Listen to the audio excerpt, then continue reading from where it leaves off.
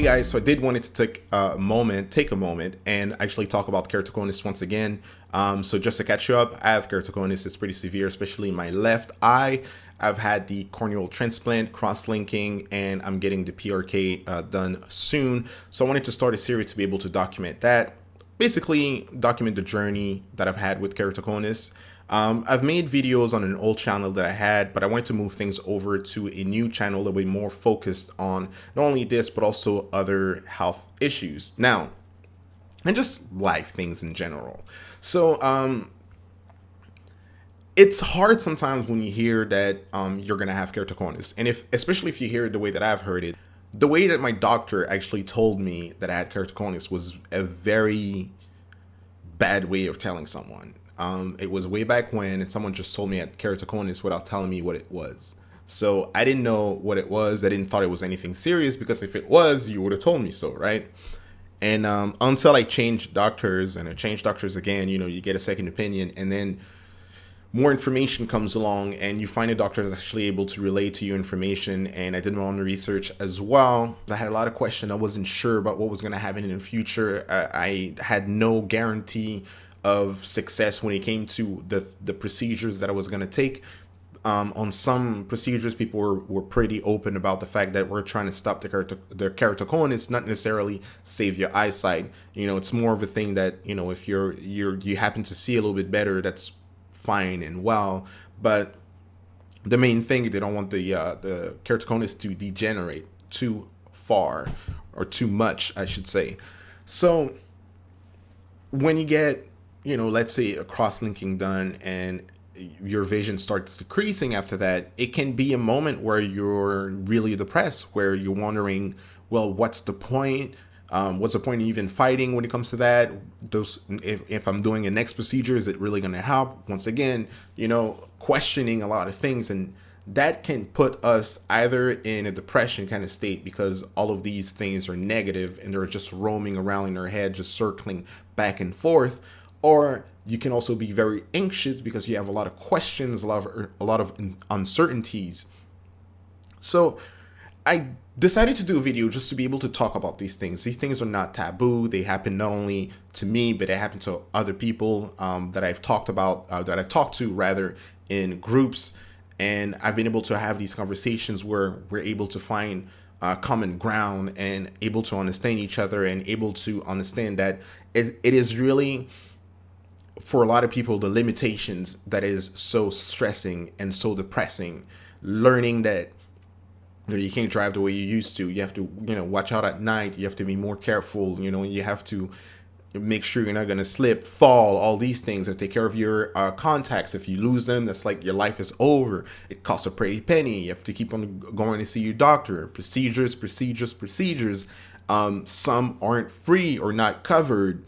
We're not fully covered, depending on where you live, depending on what kind of insurances do you have. So that's already a whole lot of anxiety, a whole lot of stress there. And some people don't necessarily know about it. So I think it's a good thing to talk about it. Often when I hear other people talk, they tell me that they don't complain too much. They don't like to complain. They don't feel like they want to broach the subject too much. It's done, and those kind of things. And I respect that, and I feel like that too a lot. But I also feel like it's important for people to know what the extent of what we're going through at certain moments. And to this, I have to say, when it comes to me, I was limited in the work I used to be able to do. And work for me was not just something that you do a 9 to 5. Work for me is something that you perform in, something that you do.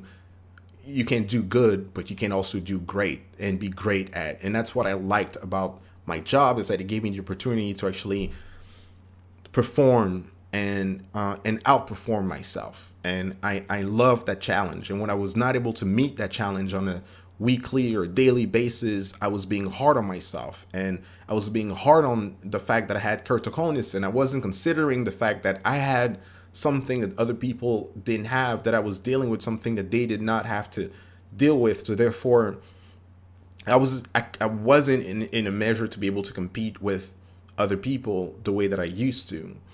And I come from a sports background, so a lot of things I become competitive when it comes to them. I don't mind losing, but I hate losing when I know that I could have done a whole lot better. So I had a very depressing time between that and between the procedures that didn't work, and I really had to learn not only to say goodbye to certain things and learn that it's okay to not be able to do certain things that we used to be able to do. That's life. We adapt. We have to move on. A good example is, we're at the age now that our friends are starting to have kids, and we used to play video games all the time. We're like, okay, I'll see you tonight and play Destiny, and we're going to play some online game, whatever, Fortnite or PUBG and whatnot, Overwatch or whatever. And they can't, because they have to take care of the baby, have to take care of the family, and they have to say goodbye to that online gaming time that used to be theirs. Maybe you can still play later on at night when you're super tired and you have to wake up the next morning super early. Maybe you can make that sacrifice, or maybe you can't make the sacrifice. It's those kind of things, right? It's like for me, I had to say goodbye to playing video games, especially on consoles, because I can't see my TV. I honestly cannot see, therefore I can't play, so I'm not even trying anymore. So you say goodbye to certain things, but then you learn that, for me, an example is that I still am within that community because I still follow the news. I still follow what's going on. It's still a part of me. It's just that I can't compete when I'm playing video games, which is okay. I've competed for a long time, and now I'm just taking a step back, and I'm, putting that energy towards other endeavors and other projects, and it's starting to feel good now. It's starting to feel, it is different, but it feels good. So it's almost like a grieving process where you have to let go of certain things and embrace new things. Reading. I used to love reading. I was a library kid. When I was a kid, I used to read all the time. It was either play outside, watch TV, or read a bunch of books, like, cover to cover, back to back, one after the other. And I cannot do that anymore. Like, I read, and if I get a couple of pages in before getting a headache, or like my eyes start to water and all that, I'm lucky.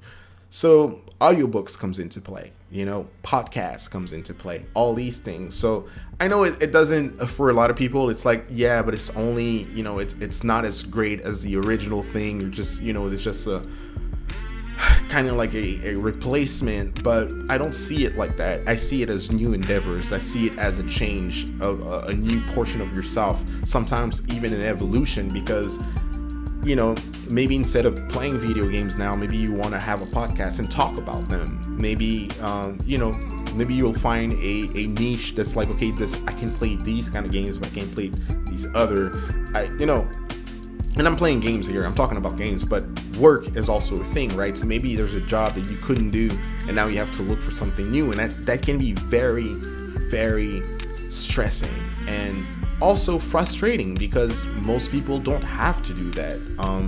So it's definitely something that I'm sensitive to, and I empathize with people that are going through things like that. I want to know what's your biggest obstacle when it comes to keratoconus. Have you found a way to get over that obstacle? Have you found a way to work around that you want to share with other people? In the comment box down below, please do so. If that video helped you, and it might help someone else, please share this with them.